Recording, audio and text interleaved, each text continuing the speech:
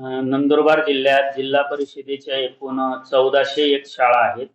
1401 शाळांपैकी 379 शाळांमध्ये सीसीटीव्ही बसवण्याची कार्यवाही पूर्ण झालेली आहे. त्यानंतर नगर परिषदेच्या 31 शाळा आहेत नंदुरबार जिल्ह्यात. त्यापैकी 8 शाळांमध्ये सीसीटीव्ही बसविण्यात आलेले आहेत. आणि ज्या खाजगी अनुदानित शाळा आहेत त्या नंदुरबार जिल्ह्यात एकूण 93 आहेत. 93 पैकी 76 शाळांमध्ये आपले सीसीटीव्ही बसविण्यात आलेले आहेत. आणि स्वयं अर्थसहाय्यित म्हणजे सेल्फ फायनान्सच्या एकूण 75 शाळा आहेत. त्यापैकी 75 पैकी 55 शाळांमध्ये सीसीटीव्ही बसवलेले आहेत. म्हणजे अशी एकूण 1604 शाळा आहेत.